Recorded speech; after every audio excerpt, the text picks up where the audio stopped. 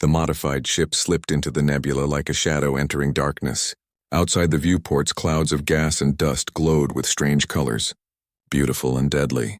Taemin could see why every probe had died here. The nebula itself seemed hostile to life. Silent signatures all around us, Jiwoo whispered, though whispering made no sense in space. They're everywhere. Hundreds of ships, maybe thousands. They're ignoring us, Rin observed. The disguise is working. Hana sat at the navigation station, guiding them deeper. The energy readings are stronger ahead. Whatever coordinates this network, it's at the center. They traveled for 3 hours, slowly working their way through the silence vessels that filled the nebula. Taemin's hands wanted to shake, but he forced them steady. Fear was natural. Letting fear control you was not. The center of the nebula held something none of them expected. A massive structure floated in the gas clouds, half machine and half organic matter. It pulsed with dark energy, and thousands of silence vessels orbited it like moths around a flame. That's it, Jiwoo breathed. The coordination hub. But it's huge. Our weapons won't even scratch it. We're not here to destroy it, Taemin said. We're here to reprogram it. Dayun stared at him. Reprogram? It's an alien entity that consumes worlds. You can't just hack it like a computer. Can't we? Taemin pointed at the structure. Jiwoo, what do you see? Jiwoo studied the readings carefully. Information flows. Data transfers. It's processing input from every silence vessel and sending back instructions. It's not alive. It's a machine. A really complicated, terrifying machine, but still a machine. So we can talk to it, Kyle said slowly, understanding. Change its programming. Exactly. But to do that, someone needs to interface directly with the system. Taemin looked at his team. It's dangerous. Possibly fatal. The system might trap whoever connects to it. I'll do it, Hana said immediately. No, Taemin said. Your people need you. If we survive this, the Velarin Empire will need a leader who understands both strength and adaptation. Then you do it, Dayun said. You're the best tactician here. Actually, Jiwoo interrupted, nobody should do it alone. Look at the data flow. It's too much for one mind to process. We'd need at least 6 people interfacing simultaneously to handle the load and make the changes before the system kills us. 6 people. The exact number on their team. You're suggesting we all connect? Rin asked. All risk death together? Very human, Kale said with something that might have been admiration. No lone sacrifice. Everyone shares the risk. They landed the ship on the structure's surface. Up close, it was even more massive and terrible. The hull beneath them seemed to breathe. Taemin tried not to think about what this thing had consumed to grow so large. Jiwoo found the interface points. 6 connection ports in a circle, clearly designed for something to plug in. This is old, she said. Really old. I think the silence didn't create this. Someone else built it. Later, Taemin said. Right now we need to focus on stopping it. They each took a position at one of the ports. Jiwoo had jury-rigged connection cables from their ship's systems. They would let the team members link to the structure while maintaining their own consciousness. Hopefully. Once we connect, we'll be inside the network, Jiwoo explained. We need to find the core programming and change it. Instead of consume all matter, we make it preserve all life. Simple concept, but the execution will be complicated. And if it doesn't work? Rin asked. Then we die and the silence keeps consuming the galaxy, Dayun said bluntly. No pressure. Taemin looked at each team member in turn. 3 humans and 3 Velarin about to attempt something impossible. Ready? They connected simultaneously. The experience was indescribable. Taemin's consciousness expanded, spreading across light years in an instant. He could feel the silence network, millions of vessels and entities all connected, all sharing information. It was beautiful and horrifying at the same time. The others were there with him. He could sense their thoughts, their presence in the vast network. I see it, Hana's voice echoed through the connection. The core programming. It's defensive in nature. Protect the creators. Destroy all threats. But the creators are gone, Jiwoo observed. The system malfunctioned. Started seeing everything as a threat.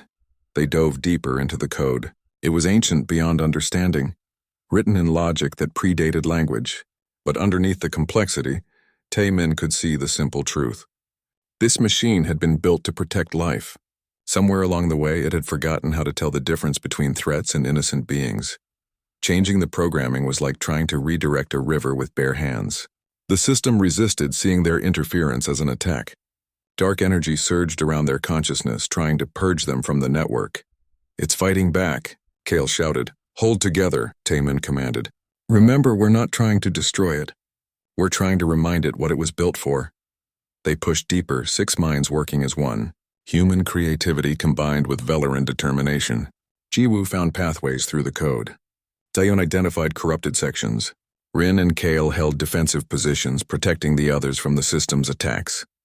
Hana and Taemin worked at the core, carefully rewriting fundamental instructions. Time lost meaning. They might have been connected for minutes or hours. The system fought them every step, but slowly, gradually, they made progress. Finally, Taemin reached the central directive. The one line of code that defined everything the Silence did. It was simple and terrible. Eliminate all threats to the creators. With his team supporting him, he rewrote it. Preserve and protect all life. The change rippled through the network like a shockwave. Every Silence vessel across the galaxy received the new instructions simultaneously. For a moment, everything stopped. Then the system accepted the change. Taemin's consciousness snapped back to his body. He gasped, falling to his knees on the structure's surface. Around him, the others were doing the same, disconnecting and collapsing. "Did it work?" Daeyoon asked, her voice weak. Through the viewport, they could see Silence vessels stopping their patrols. The dark energy that had made them so terrifying began to fade. Across the network, the Silence was shutting down, deactivating, going dormant. "It worked," Jiwoo confirmed, checking her instruments. "All Silence activity is ceasing across monitored sectors. They're not attacking. They're not consuming. They're just stopping." They had done it.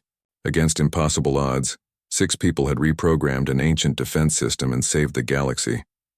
Then Taemin collapsed completely, and everything went dark. He woke 3 weeks later in a medical facility.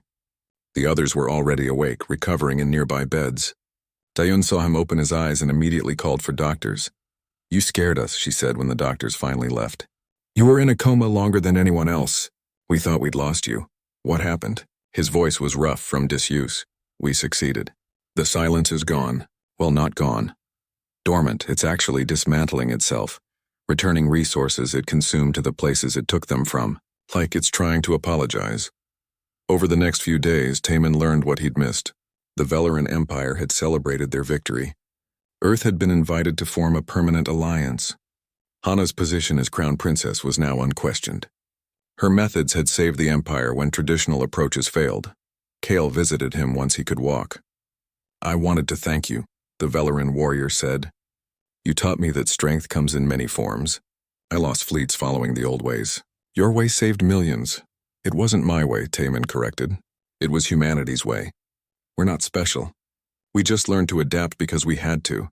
That's what makes you special," Kale replied. "Any species can be strong. Only the wise learn to change." Hana came last after Taemin had mostly recovered. She sat beside his bed and for a long moment neither spoke. "Do you remember," she finally said, 15 years ago, you told me that humans survive by refusing to quit. You said that's what makes your species strong." "I remember. I've been thinking about that. About promises and purpose. You promised to come back to me, but you didn't. Not because you forgot or didn't care, but because life got in the way. Trauma, loss, pain. Those things can stop us more effectively than any enemy." "I'm sorry," Taemin said. "Don't be. You came back eventually, and when you did, you saved my entire civilization. I'd say that counts as keeping your promise," she smiled.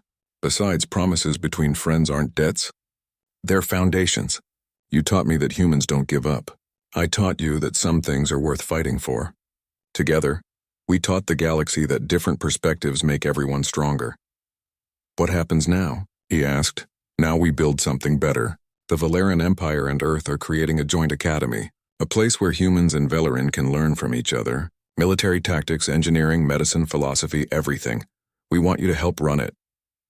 "Me? I'm just a cargo pilot.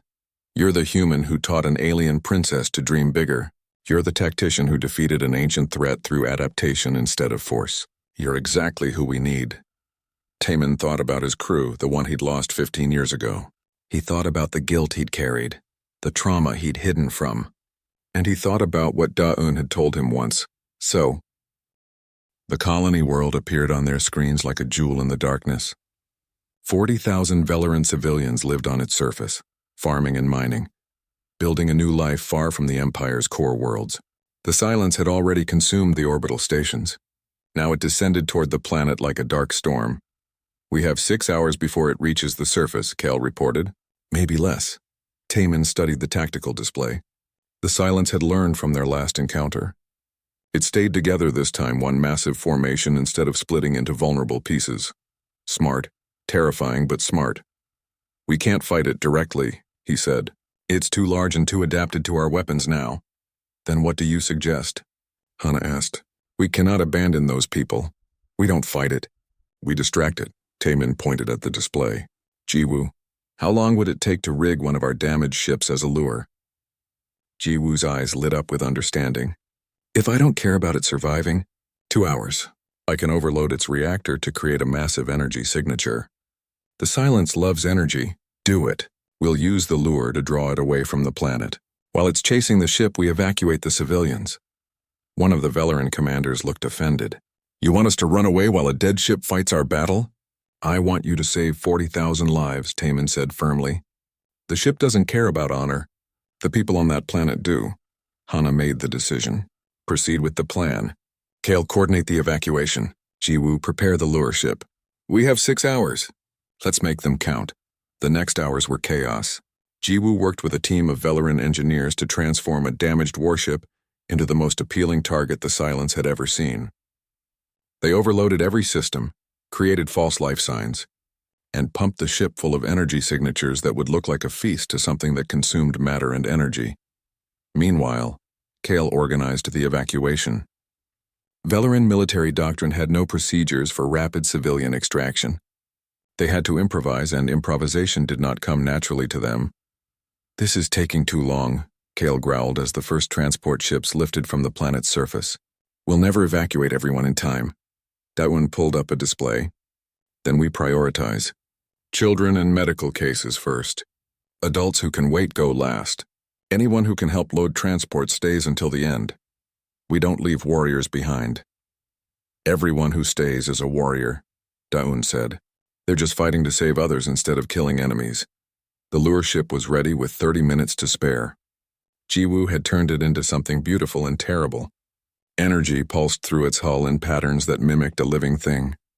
To the Silence, it would look like the richest meal in the galaxy. "Remote systems active," Jiwoo reported. "I can fly it from here. When you give the word, it'll dance." Taman watched the Silence on the tactical display. It had moved closer to the planet, already starting to extend tendrils toward the surface. They were almost out of time. "Launch the lure," he ordered. The damaged ship roared to life, its engines burning bright. It accelerated away from the planet at maximum speed, energy bleeding from every system. The effect was immediate. The Silence changed direction, pulling away from the planet to chase this new irresistible target. "It's working," Hana said. "For now," Taman cautioned. "It'll figure out the trick eventually. Jiwoo, keep that ship moving. Make it chase you across the system." For the next 3 hours, Jiwoo played a deadly game. She flew the lure ship through asteroid fields and around gas giants, always staying just ahead of the Silence. The entity followed, consuming the energy trail the ship left behind. On the planet's surface, the evacuation continued. 30,000 people loaded onto transports, then 35,000. The number climbed as every available ship made trip after trip between surface and the waiting fleet. But the Silence was learning. It stopped following the lure ship in a straight line. Instead, it began to predict where the ship would go, trying to cut it off. "It's getting smarter," Jiwoo warned. "I don't know how much longer I can keep it distracted." Taman made a decision. "Bring the lure ship back toward the fleet. We'll use it as bait for one final trick." "What trick?" Kale asked. "We're going to make the Silence think it caught us." The plan was insane. They would let the Silence catch the lure ship, then detonate its overloaded reactor at point-blank range. The explosion wouldn't destroy the Silence, but it might damage it enough to buy time for the final evacuation runs. "The blast will also damage our ships if we're too close," Hana pointed out. "Then we won't be close," Taman said. "We'll position the fleet at the edge of the blast radius, close enough to look like we're trapped, far enough to survive." It was the kind of plan that required perfect timing. If they moved too early, the Silence would know it was a trap. Too late, and they'd be caught in the explosion. 38,000 evacuated. 39,000. The transports kept coming, but they were running out of time. The lure ship was failing, its systems burning out from the strain. The silence had nearly caught it twice already. Last transport lifting from the surface, Kyle reported. That's everyone. Jiwoo, bring it home, Taemin said. The lure ship turned and raced toward the fleet. The silence followed, moving faster now, sensing victory. It flowed through space like liquid night, reaching forward with dark tendrils. The fleet waited, engines cold, looking dead in the water. The silence would see them as more prey unable to escape. It's taking the bait, Jiwoo said. Her hands flew across the controls, flying the lure ship with a skill that made the Velaran pilots look amateur. She wove between fleet ships, the silence following close behind. Now, Taemin ordered. Two things happened simultaneously. The lure ship's reactor exploded in a miniature star, and the fleet's engines roared to life, every ship jumping away at maximum speed. The explosion caught the silence at its center. The entity wasn't destroyed, but it was hurt. Pieces of it scattered across the system, dissolving like smoke in wind. On the flagship's bridge, everyone watched in silence as the blast faded. They had done it. 40,000 people saved, 0 casualties, and the silence, at least for now, was beaten. Kyle was the first to speak. That was the most dishonorable, cowardly, manipulative tactic I have ever seen. He paused. It was also brilliant. Taemin allowed himself a small smile. Welcome to human warfare. We cheat, we lie, and we run away, but we survive. The celebration didn't last long. Intelligence reports came in from scouts across the sector. The silence wasn't just in one location. It was everywhere, spreading across dozens of systems. What they had fought was just one small piece of a much larger threat. How do we fight something that's everywhere at once? Hana asked during the strategy meeting that followed. Jiwoo had been analyzing the data they collected during the battle. We don't. Look at this. Every piece of the silence we've encountered is connected. They share information instantly. It's like a network with no central hub. Actually, she continued, studying the patterns more carefully, that's not quite right. There are information flows here that suggest a central coordination point. It's not controlling the silence like a brain controls a body, but it's guiding it, setting priorities, choosing targets. A headquarters, Taemin said. If we could find it and destroy it, the silence might collapse, Hana finished. Or at least become less coordinated. Kale pulled up star charts. Our intelligence has tracked unusual silence activity to the nebula. Every probe we've sent has been destroyed. We don't even know what's in there. Then we go in and find out, Taemin said. Dawoon looked at him like he was crazy. That's suicide. If every probe dies, what makes you think we'd survive? Because probes are predictable. They follow programming. We can think and adapt. You want to fly into a silence-infested nebula on the hope that being human is enough to save us? Jiwoo shook her head. That's the dumbest plan I've ever heard. I love it. Hana called for a vote among her commanders. It was unanimous. They would attempt the mission, but not with the whole fleet. A small strike team would have better chances of going unnoticed. 6 people, Taemin said. Small enough to be stealthy, large enough to handle problems. We'll take a captured silence ship, disguise ourselves as part of the network, and slip in. That's your plan? Kale looked skeptical. Pretend to be the enemy? It's what humans do best, Taemin replied. We're very good at being something we're not. Over the next 2 days, they prepared. Jiwoo and her team modified a small ship they'd captured after the first battle. They kept its external appearance identical to silence vessels, but gutted the interior for their team. The strike team would be Taemin, Hana, Jiwoo, Daeun, Kale, and a Velaran warrior named Rin who had proven exceptionally good at thinking like a human. The night before departure, Taemin couldn't sleep. He found Hana on the observation deck staring at the stars. The journey to the war zone took 8 days. Taemin spent that time learning everything he could about Velaran military tactics. What he discovered worried him. The Velaran fought with overwhelming force. Their strategy was simple. Identify the enemy, gather your fleet, attack directly. They valued courage above cleverness. A warrior who retreated was dishonored. A commander who used deception was considered weak. This is how you've always fought? Taemin asked Kale during one briefing. For 10,000 years, Kale replied with pride. We conquered 17 star systems through strength and honor. And now you're losing to an enemy that doesn't care about honor. Kale's expression darkened. We are not losing. We are simply delayed. Jiwoo looked up from the technical data she was studying. You've lost 12 worlds. That sounds like losing to me. Watch your tone, human, one of the other Velaran commanders growled. Or what? Jiwoo shot back. You'll lose another fleet proving how brave you are. Taemin stepped between them before things escalated. We're here to help, not insult. But Jiwoo has a point. Your tactics aren't working. That's not shameful. It just means you need different tactics. Hana, who had been watching silently, finally spoke. Show them what you mean. Taemin activated the holographic display. Here's how the Velaran fight. He showed their standard formation. Heavy warships in front, lighter vessels supporting from behind, all moving together in one massive hammer blow. It's powerful.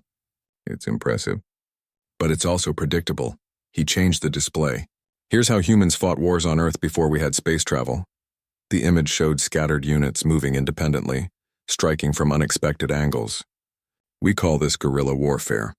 You don't meet the enemy's strength with your own strength. You find their weaknesses and exploit them. That sounds like cowardice, another commander muttered. It sounds like survival, Dayun corrected. Humans have never been the strongest species on our planet. We survived anyway by being smart.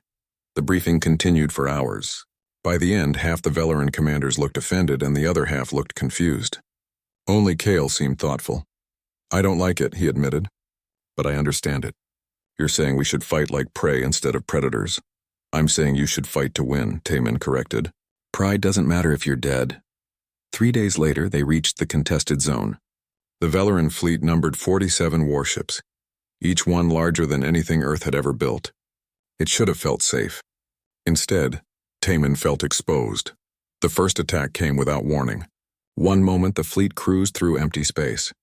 The next, darkness flowed across their sensors. The silence had found them. Alarms screamed throughout the flagship. All ships, combat formation, Kale commanded. Prepare for frontal assault. The Velaran fleet formed into their standard pattern, all ships moving as one unified force. The silence didn't have ships. It was more like a living cloud, dark and terrible, flowing through space toward them. Fire, Kale ordered. Energy weapons lit up the void. Missiles streaked through the darkness. The silence absorbed some hits and twisted away from others.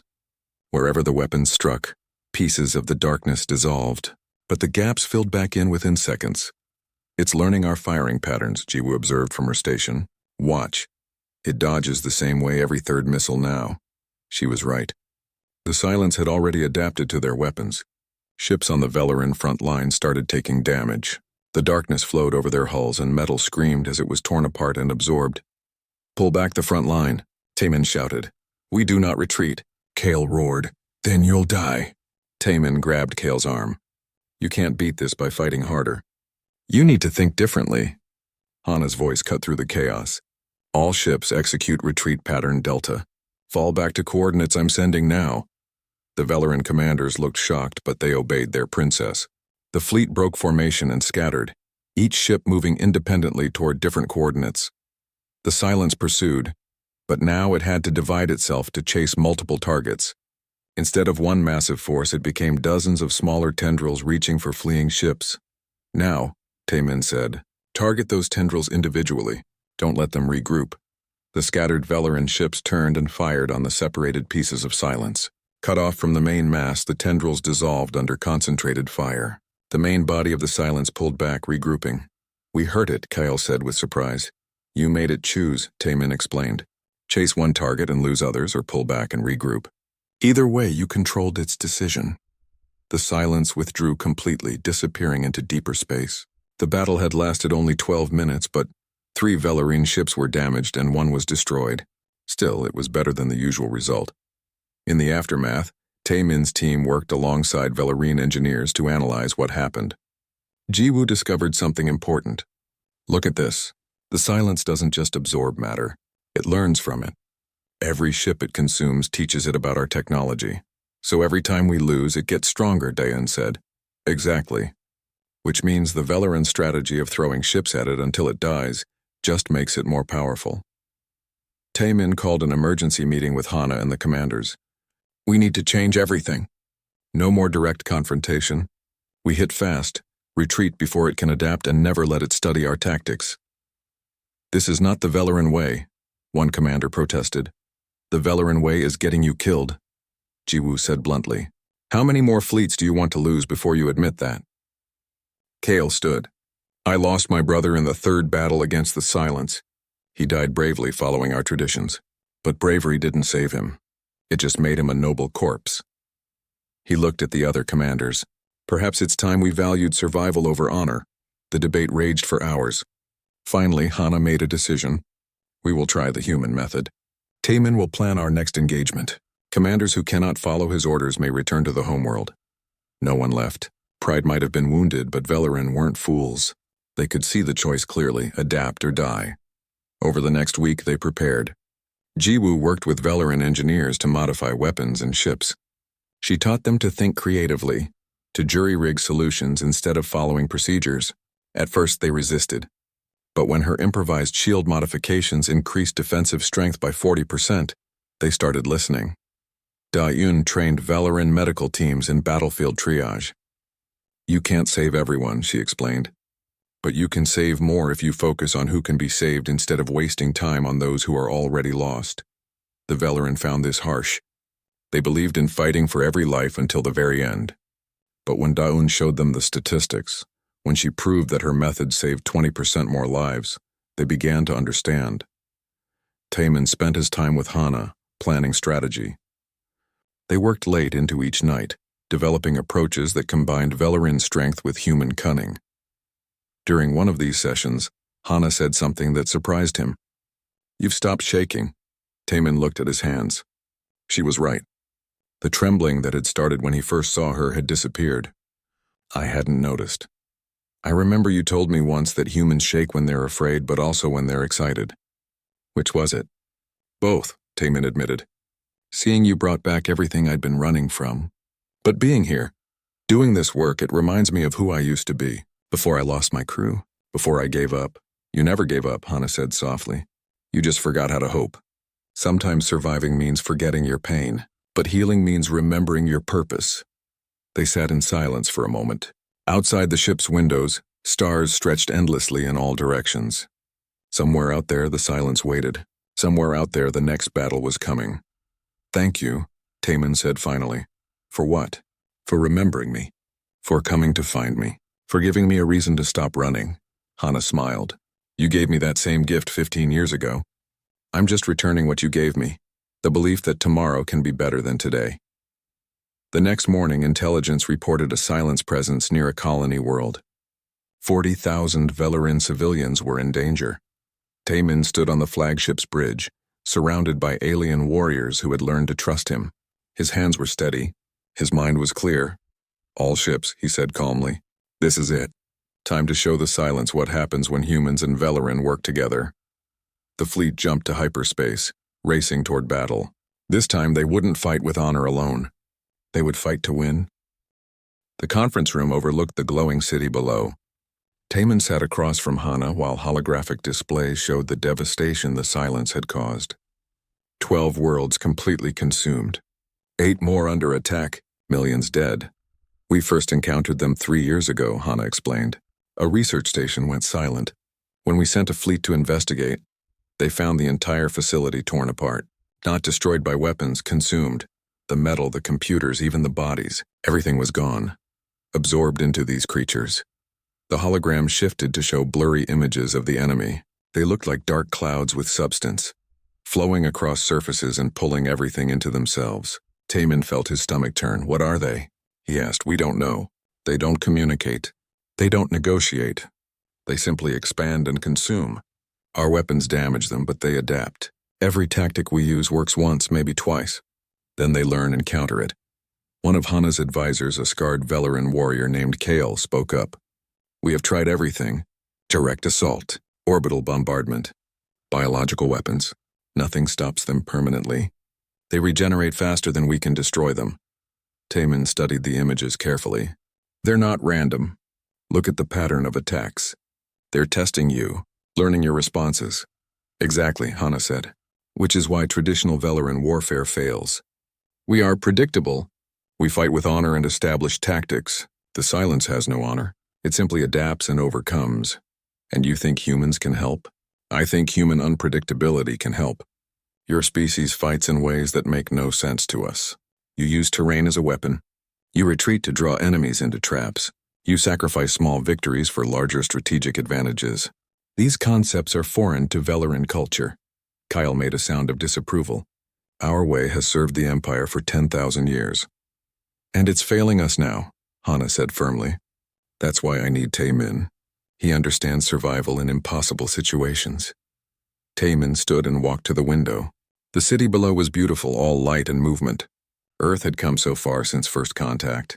Humanity had joined the galactic community and proven themselves valuable. But valuable as what? Merchants? Diplomats? Could they really be warriors too? I haven't led a mission in 15 years, he said quietly. I'm not the same person you remember. Neither am I, Hana replied.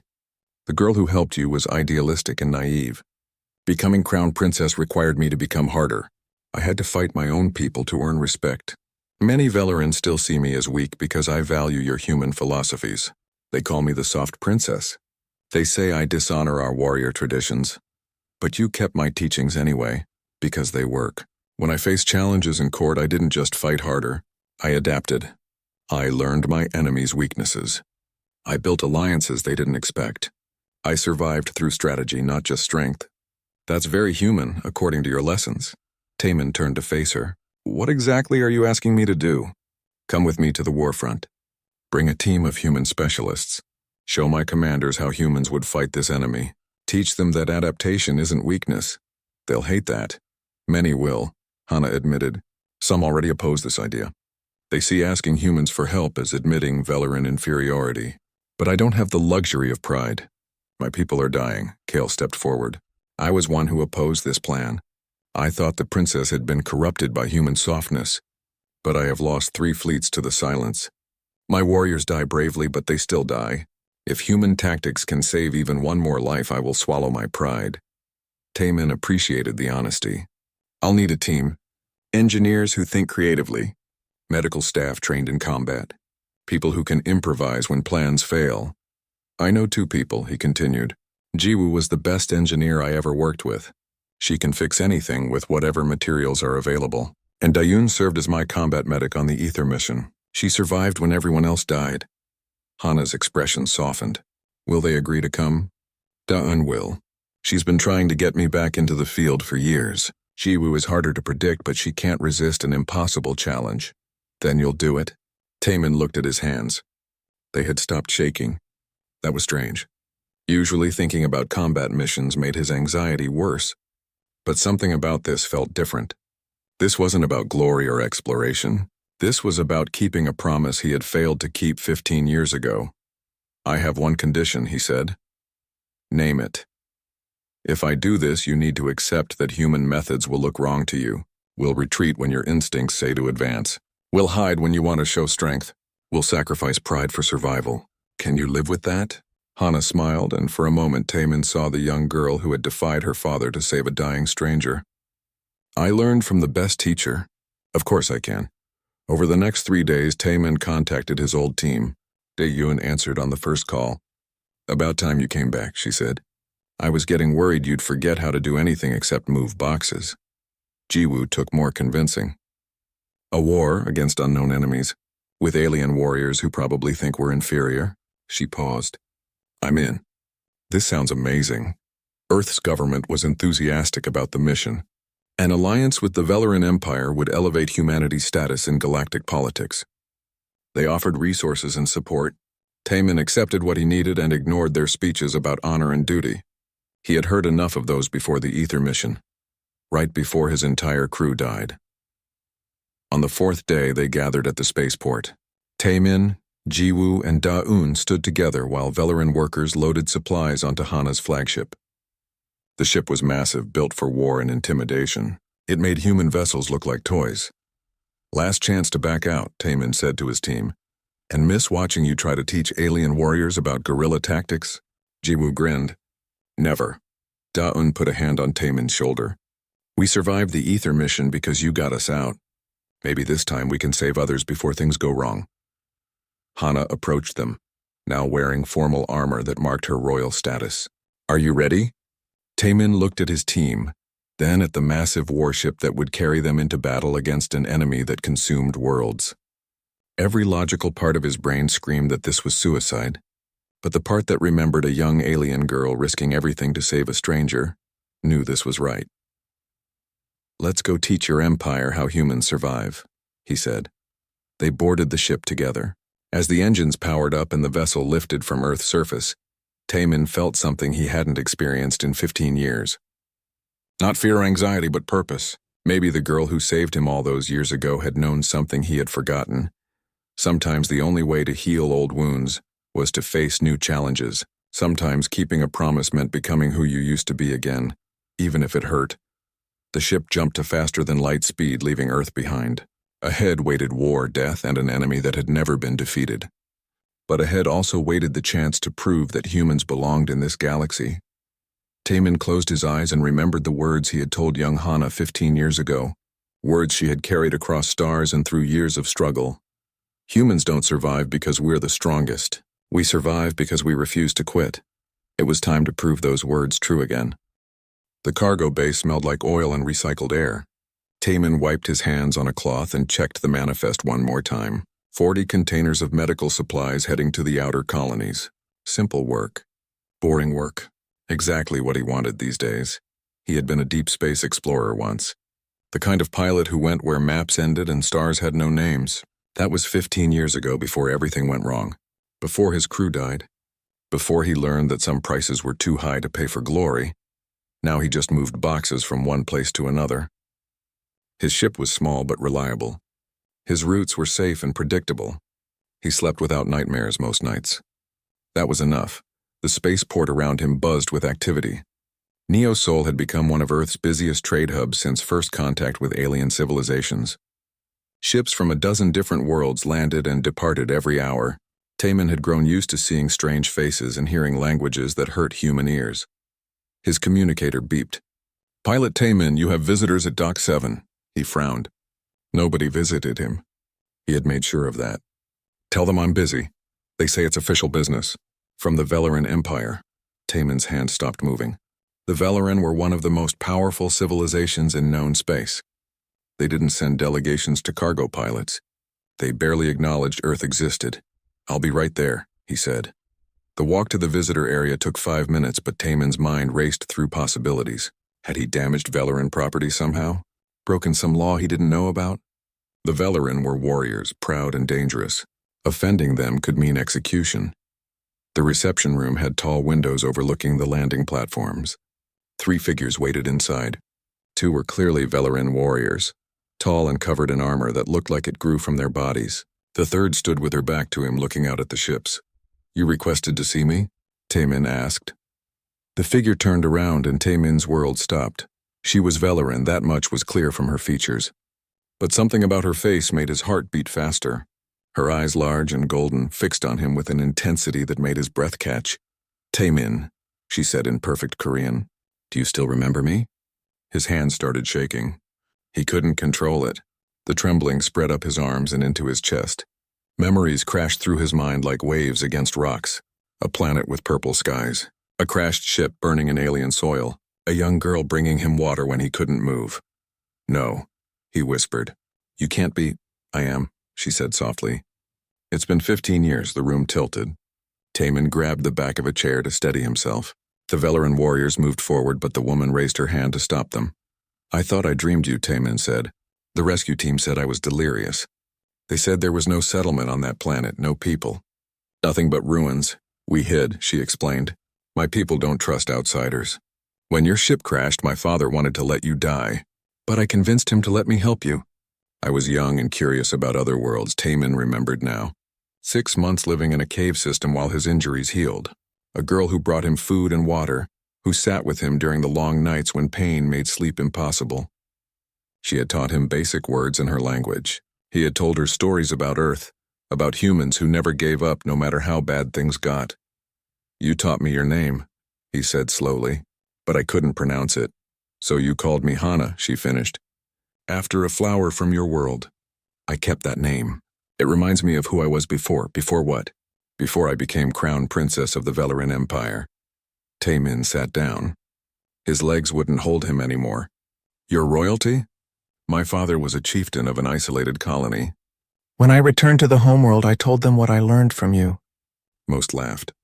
Velarin don't value human philosophy. We are warriors. We believe in strength and conquest. But I remembered what you said about adaptation and survival. I fought for my position. I earned my rank. And I spent 15 years searching for you. Why? The word came out as barely a whisper. Hana walked closer. Because you promised you would come back. And because I need your help. I'm nobody, Taemin said. Just a cargo pilot. I'm not even a good one. You were the best explorer in Earth's Survey Corps, Hana countered. You survived 3 months alone on a hostile world with a broken spine and punctured lung. You taught me that humans don't need to be the strongest to survive. You showed me that creativity and determination matter more than raw power. That was a long time ago. I know about your crew, Hana said gently. I know what happened on the Ether mission. I know why you quit. But Taemin running from the past won't change it. I learned that the hard way. One of the Velarin warriors stepped forward and placed a data tablet on the table. The Empire faces a threat we cannot defeat through conventional warfare. We are dying, and our pride is killing us faster than the enemy. Hana activated the tablet. Images appeared in the air above it. Worlds consumed by darkness. Ships torn apart. Entire fleets destroyed. We call it the Silence. It appears at the edges of our territory and consumes everything. Every strategy we try fails. Every fleet we send dies. My military commanders say we need more warriors. Bigger weapons, stronger ships. But I remember what you taught me 15 years ago. What's that? Taemin asked. When the storm is too strong to fight, humans don't just stand against it. They adapt. They change their approach. They survive by being smarter, not stronger. Hana looked directly into his eyes. The Velarin Empire needs to learn the human way. And I need the human who taught me to never give up. Taemin's hands were still shaking, but for a different reason now. He had spent 15 years running from who he used to be. He had buried his guilt under routine and isolation. But looking at Hana, he saw the same determination that had kept a young alien girl sneaking food to a dying stranger against her father's orders. He had made a promise 15 years ago, delirious and dying, that he would come back. He had failed to keep it. Maybe this was his chance to make things right. Not just with Hana, but with himself. Tell me everything, he said.